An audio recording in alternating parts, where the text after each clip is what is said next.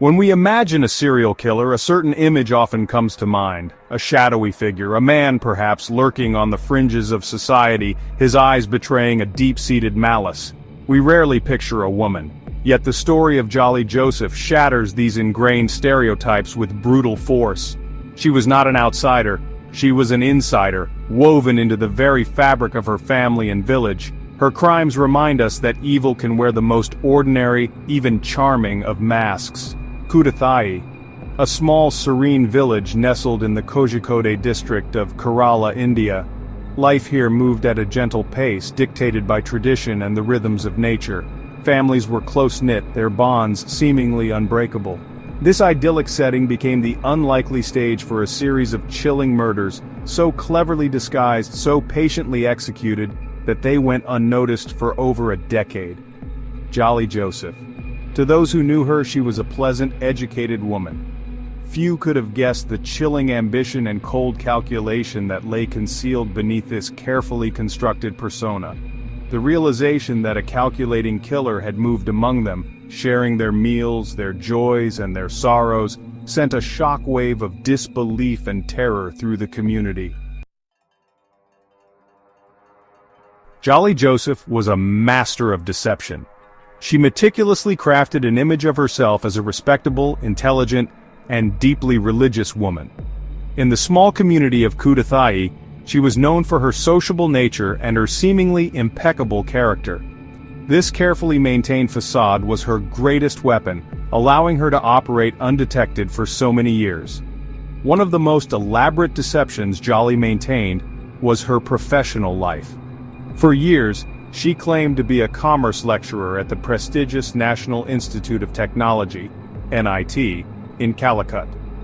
Each morning she would leave home, impeccably dressed, supposedly heading to work. She even possessed forged identity cards and degree certificates to bolster her claims. In reality, she held no such position. This fabrication not only garnered her respect within the community and family, but also provided a convenient cover for her unexplained absences or activities. Upon her marriage to Roy Thomas, Jolly became an integral part of the Panamadam family. She played the role of the dutiful daughter-in-law, the loving wife. The reign of terror began subtly, cloaked in the guise of unfortunate yet seemingly natural events. The first to fall was Anima Thomas, Jolly's mother-in-law. In 2002, Anima, a retired teacher, suddenly fell ill. She had reportedly consumed some mutton soup, a meal often prepared or served by Jolly. Her symptoms were alarming, but in a family setting, such sudden illnesses, especially in older individuals, could be attributed to various causes. The family rallied, but Anima's condition quickly deteriorated, leading to her untimely demise. Anima Thomas's death was officially attributed to a heart attack. In the aftermath of the shock and grief, no one questioned the diagnosis. Jolly played the part of the grieving, supportive daughter-in-law to perfection. 6 long years passed. Then, in 2008, tragedy struck the Panamadam family again. Tom Thomas, Jolly's father-in-law, a retired government employee, also died under mysterious circumstances. He reportedly collapsed after drinking some water that Jolly may have offered him. Once again, the cause was presumed to be natural. The string of misfortunes was heartbreaking for the family, but still, no dark suspicions arose. The shadows were deepening over the Panamadam house, and Jolly Joseph stood at their center. The year 2011 brought further heartbreak, striking closer to Jolly herself. Her husband, Roy Thomas, was found dead. He had consumed his morning coffee, a daily ritual often prepared by his wife. Jolly portrayed herself as a devastated widow, overcome with grief. She reportedly suggested that Roy had taken his own life due to severe financial difficulties. This narrative seemed plausible to some. Crucially, an autopsy was performed on Roy Thomas's body. The results were startling. Traces of cyanide were found in his system. This should have been a red flag, a clear indication of foul play. However, the investigation at the time did not aggressively pursue the homicide angle. Instead, the narrative of suicide seemed to gain traction. With Roy gone and the cause of his death ambiguously settled, Jolly continued her life. However, not everyone was convinced. Matthew Manchadiel, Roy Thomas's maternal uncle, voiced his suspicions. In 2014, Matthew Manchadiel also died. Following Silly Shaju's death in 2016, an unsettling quiet descended. In 2017, Jolly Joseph married Shaju Zachariah, Silly's widower. Jolly appeared to have achieved much of what she desired: a new husband, continued control over family property, and the appearance of a stable life. For nearly 3 more years, her dark secrets remained buried with her victims. However, not all were content to let the string of tragic deaths rest. Rojo Thomas, Roy Thomas's younger brother, harbored a growing unease. The sheer number of fatalities within his immediate family gnawed at him. 6 deaths in 14 years. His mother, his father, his brother, his uncle, and then the wife and child of his cousin. The distance perhaps gave him a clearer perspective. Rojo's suspicions were not just based on the deaths themselves. He became increasingly concerned about Jolly's actions regarding the family property. Rojo Thomas's complaint landed on receptive ears within the Kerala police. The gravity of the allegations prompted the formation of a special investigation team. The police began to meticulously re-examine each death. The quiet village of Kudathai found itself at the center of a brewing storm. Investigators moved discreetly at first, gathering information, piecing together a timeline, and looking for inconsistencies in Jolly Joseph's accounts.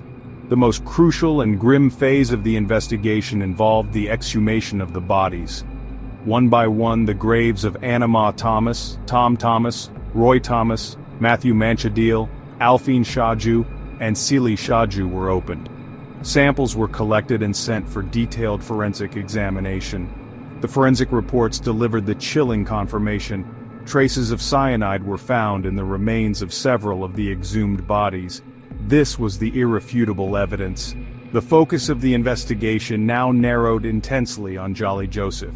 Her carefully constructed facade began to crumble. On October 5, 2019, Jolly Joseph was arrested by the Kerala police. During interrogation, she reportedly confessed to the murders. The question of how Jolly Joseph obtained a deadly poison like cyanide was central to the investigation. The trail led police to 2 alleged accomplices. M.S. Matthew, a close friend of Jolly's and a goldsmith by profession, was arrested for allegedly procuring the cyanide for her. Cyanide salts are commonly used in the jewelry trade. Matthew, in turn, was said to have sourced the poison from Praji Kumar, another jewelry worker. These arrests highlighted a disturbing ease with which such a lethal substance could be diverted for criminal purposes. Jolly's method of administering the poison was horrifyingly intimate and patient. She allegedly mixed the cyanide into everyday food items and beverages. Anima Thomas reportedly consumed poisoned mutton soup. Tom Thomas drank tainted water. Roy Thomas ingested cyanide with his morning coffee. Silly Shaju was given poisoned water or a tonic during a visit. Even little Alfine was not spared. Jolly meticulously planned these acts, understanding the lethal potency of cyanide. Each successful, unquestioned death likely emboldened her. When the news of Jolly Joseph's arrest and her alleged confession broke, it sent shockwaves not just through Kerala, but across the entire Indian nation and beyond. The case immediately gripped public imagination. The story of a woman, a wife and mother, accused of systematically poisoning 6 family members over 14 years, was almost too horrific to comprehend. The sheer audacity and cold-blooded nature of the alleged crimes left people stunned and deeply unsettled. The Kudathai cyanide killings forced a reevaluation of common perceptions about serial murderers. Jolly Joseph did not fit the stereotypical profile. She was not a social outcast or a visibly disturbed individual. She was, by all accounts, an integrated member of her community. The case highlighted the unsettling truth that evil can wear a very ordinary, even benign face. It raised uncomfortable questions about the angel of death phenomenon. The case sparked intense national debate about the nature of trust, especially within the sanctity of family. How could such profound evil fester within close family relationships? The murders exposed a terrifying vulnerability. Traditional family roles and the inherent trust associated with them came under scrutiny. The story served as a grim reminder of the darkness that can lurk beneath the surface of seemingly normal lives. As of May 2025, Jolly Joseph remains in custody, with the legal proceedings against her ongoing. She, along with her alleged accomplices MS Matthew and Praji Kumar, faces multiple charges, including homicide, conspiracy, and forgery. The trial is taking place at the Kozhikode Additional Sessions Court. The wheels of justice turn, tasked with unraveling the full extent of her alleged crimes. The nation watches, awaiting the final chapter in this horrifying saga of betrayal and death. The motives attributed to Jolly Joseph paint a portrait of cold, calculating ambition. She reportedly sought control over family property and finances. She aimed to eliminate individuals who suspected her or stood as obstacles to her desires. Her marriage to Shaju Zachariah suggests a desire to secure a particular kind of life or companionship. The true victims in this tragedy are Anima Thomas, Tom Thomas, Roy Thomas, Matthew Manchadil, 2-year-old Alfine Shaju, and Silly Shaju. Their lives were stolen, not by a random act of violence, but allegedly by the deliberate, methodical actions of someone they knew, trusted, and lived alongside. The sense of betrayal is profound, extending beyond the immediate victims to all who knew and trusted Jolly. The Kudathai killings serve as a stark and enduring lesson.